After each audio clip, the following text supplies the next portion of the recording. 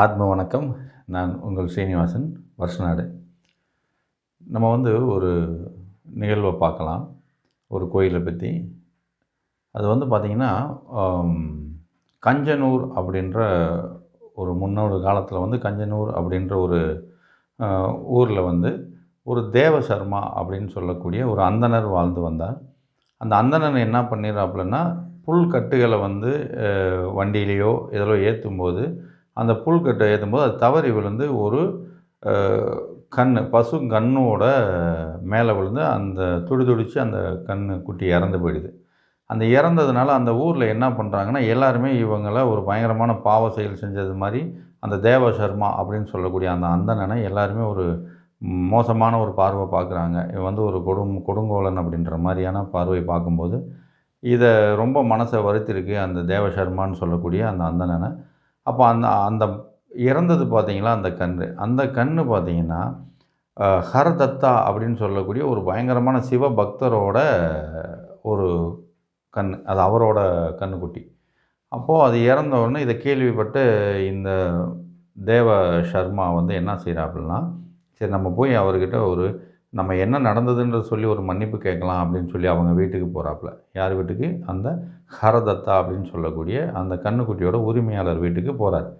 போகும்போது பார்த்திங்கன்னா, அவங்க வாயிற்படியில் போகும்போதே அந்த தலையானது முட்டிடுது.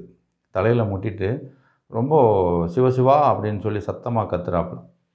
சிவசிவான்னு சத்தம் கேட்டு உள்ளேருந்து வந்த ஹரதத்தா அந்த தேவசர்மாவை பார்த்து, யாருங்க என்னன்னு கேட்கும்போது, அவர் நடந்த விஷயத்தை சொல்லி உள்ளே வரும், இப்படி நான் மன்னிப்பு கேட்குறதுக்காக வந்தேங்க அப்படின்னு சொல்லும்போது, அப்போ அந்த ஹரதத்தா சொல்லியிருக்காரு, இல்லைங்க நீ வாயில்படியில் நீங்கள் முட்டிட்டு சிவசிவான்ற வார்த்தையில் சிவான்ற ஒரு வார்த்தை நீ சொல்லும்போது, நீ அந்த கன்றுக்குட்டியை கொன்ன பாவம் உனக்கு நீங்கிடுச்சு.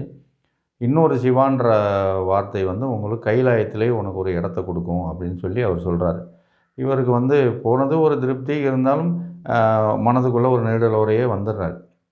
வந்தோடனே மறுபடியும் பார்த்திங்கன்னா, அந்த ஊரில் இருக்கக்கூடிய கிராமத்தில் இருக்கக்கூடிய எல்லாருமே இவரை விகாரமாக தான் பார்க்குறாங்க. ரொம்ப ஒரு மாதிரி தான் பார்க்கும்போது இவருக்கு மனசே கேட்கல.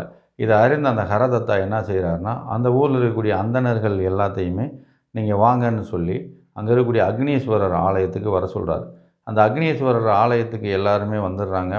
வந்ததுமே ஒரு புல்கட்டை கையில் கொடுத்து அந்த தேவசர்மான்னு சொல்லக்கூடிய அந்த அந்தணருக்கு கையில் கொடுத்து, நான் உன்னோட பாவம் நீங்கிருச்சுன்னு சொல்லிட்டேன். நீ சிவா சிவான்னு சொன்ன அந்த சிவநாமத்தை சொன்னதுமே உன்னோட பாவங்கள் நீங்கிருச்சுன்னு நான் சொன்னேன். ஆனால் அதை நீயும் நம்பலை, இந்த ஊரில் இருக்க யாருமே நம்பலை. இதை நான் உங்களுக்கு நம்ப வைக்கிறேன் அப்படின்னு சொல்லிட்டு, இந்த புல்கட்டை எடுத்து நீ அந்த கல் நந்திக்கு கொடு, அந்த கோயிலில் இருக்கக்கூடிய அக்னீஸ்வரர் ஆலயத்தில் இருக்கக்கூடிய அந்த கல் நந்திக்கு கொடு.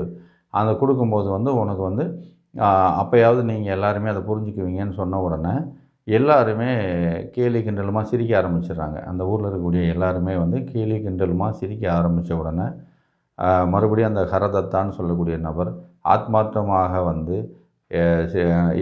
சிவனை வேண்டி, உன்னோட சிவநாமத்துக்கு இந்த சக்தி இருக்குது, இந்த கன்றுக்குட்டியை கொன்ன பாவங்கத்தை போக்கக்கூடிய ஒரு சக்தி உன்னோட சிவநாமத்திற்கு இருக்குது அப்படின்றது உண்மையானா இந்த கல் நந்தியானது இந்த புல்லை சாப்பிடணும் அப்படின்னு சொல்லி அந்த தேவசர்மா கிட்ட கொடுத்து நீ கொடு அப்படின்னு சொன்ன உடனே அதை அந்த புல்கட்டை அந்த மாட்டுக்கு அந்த அதாவது அந்த கல் நந்திக்கு கொடுத்தோன்னா அந்த கல் நந்தியானது அதை சாப்பிட்டுச்சாமா. இதை பார்த்தோன்னா அந்த கிராமத்தில் இருக்கக்கூடிய எல்லாருமே அப்படியே ஒரு மாதிரி மிரண்டு போயிடுறாங்க. சிவநாமத்துக்கு இவ்வளவு சக்தியா அப்படின்னு சொல்லி எல்லாருமே அந்த தேவசர்மான்னு சொல்லக்கூடிய அந்த நபரை மன்னித்து ஏற்றுக்கிட்டாங்க அப்படின்னு சொல்லி சொல்லப்படுது. இது கதையல்ல, இது நிஜம். இந்த கோயில் கஞ்சனூர் அப்படின்ற ஒரு இடத்துல அக்னீஸ்வரர் ஆலயம் இருக்குது. இந்த ஆலயம் திருவாரூர் டு கும்பகோணம் போகக்கூடிய சாலையில் 47 கிலோமீட்டர் தூரத்தில் இந்த கஞ்சனூர் அப்படின்ற இடம் இருக்குது. அங்கேயும் இப்போயுமே அந்த கல் நந்தி இருக்குது. அந்த கோயிலுக்கு போகிறவங்க நிச்சயமாக அந்த கல் நந்தியை பார்த்து வழிபட்டுட்டு வாங்க. இன்னொரு பதிவில் இன்னொரு வித்தியாசமான ஒரு பதிவு செய்வோம். நன்றி, வணக்கம்.